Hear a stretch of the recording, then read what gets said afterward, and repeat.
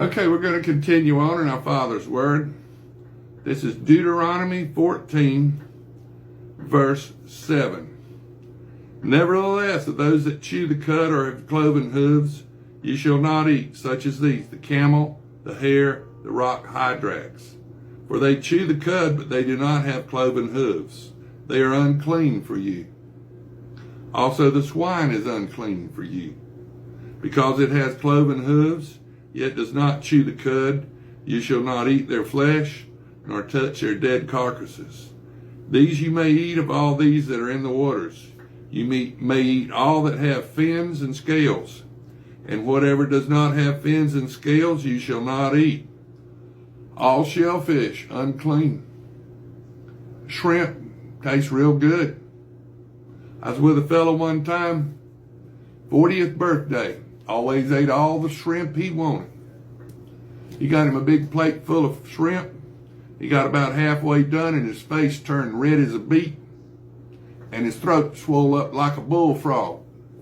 Had to call the EMTs, and they were going to do a tracheotomy on him. They were going to cut his throat and stick a pipe in his throat to let him breathe.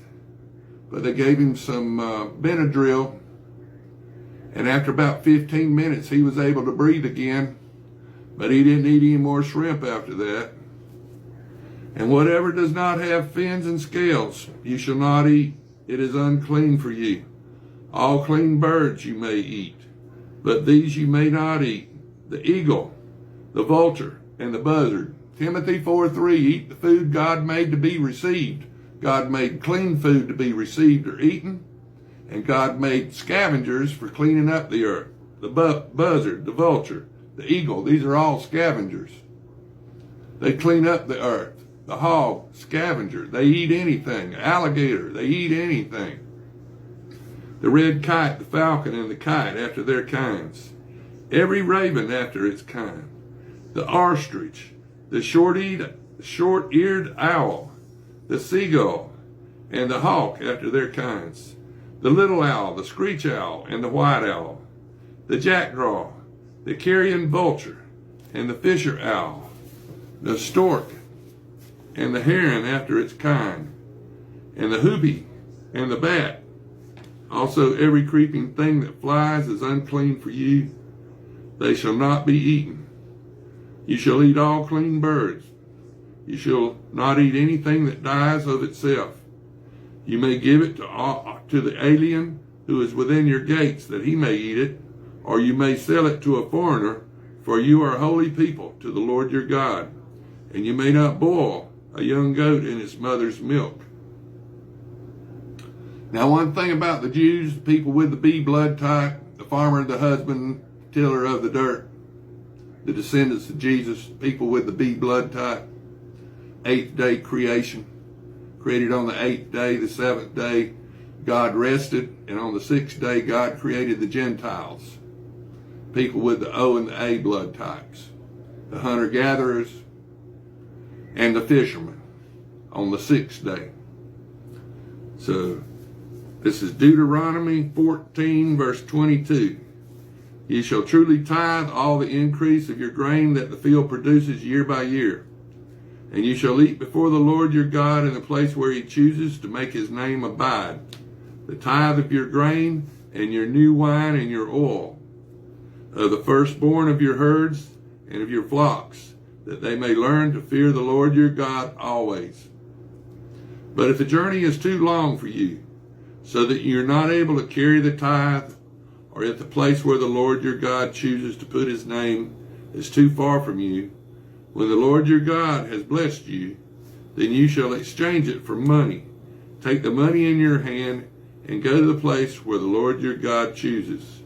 And you shall spend that money for whatever your heart desires, for oxen or sheep, for wine or similar drink, for whatever your heart desires. You shall eat there before the Lord your God, and you shall rejoice, you and your household. You shall not forsake the Levite who is within your gates, for he has no part nor inheritance with you.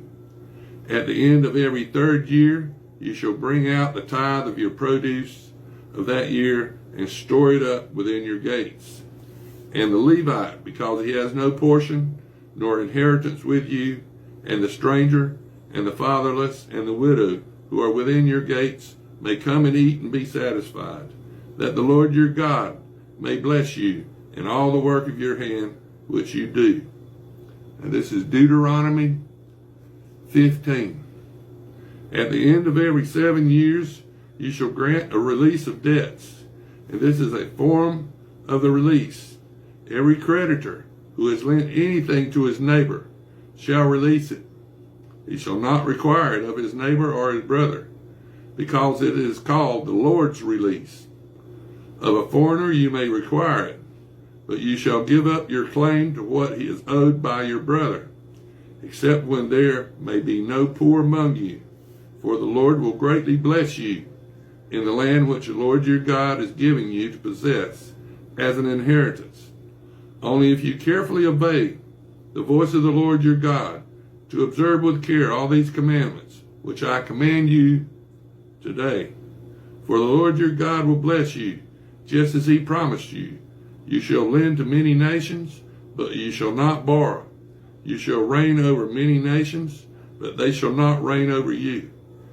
If there is among you a poor man of your brethren within any of the gates of your land, which the Lord your God is giving you, you shall not harden your heart, nor shut your hand upon your poor brother, but you shall open your hand wide to him, and willingly lend him sufficient for his need, whatever he needs. Beware lest there be a wicked thought in your heart, saying, the 7th year, the year of release, it is at hand, and your eye be evil against your poor brother, and you give him nothing, and he cry out to the Lord against you, and it is a sin among you. You shall surely give to him, and your heart should not be grieved when you give to him, because for this thing the Lord your God will bless you in your works, in all to which you put your hand. For the poor will never cease from the land. Therefore I command you, saying, you shall open your hand wide to your brother, to your poor and your needy in your hand, in your land. If your brother, a Hebrew man or a Hebrew woman, is sold to you and serves you 6 years, then in the 7th year you shall let him go free from you, and you shall send him away free from you, and you shall not let him go away empty-handed. You shall supply him liberally from your flock, from your threshing floor, and from your winepress, from what the Lord your God has blessed you with. You shall give to him. You shall remember that you were a slave in the land of Egypt, and the Lord your God redeemed you. Therefore I command you this thing today. And if it happens that he says to you, I will not go away from you, because he loves you and your house, since he prospers with you, then you shall take an awl and thrust it through the ear to the door, and he shall be your servant forever. Also to your female servant you shall do likewise. It shall not seem hard to you when you send him away free from you, for he has been worth a double hired servant in serving you 6 years. Then the Lord your God will bless you in all that you do. All the firstborn males that come from your herd and your flock you shall sanctify to the Lord your God. You shall do no work with the firstborn of your herd, nor shear the firstborn of your flock. You and your household shall eat it before the Lord your God year by year in the place where the Lord chooses. But if there is a defect in it, if it is lame or blind or has any serious defect, you shall not sacrifice it to the Lord your God. You may eat it within your gates. The unclean and the clean person alike may eat it, as if it were a gazelle or a deer. Only you shall not eat its blood. You shall pour it on the ground like water. Now this is Deuteronomy 16. Observe the month of Abib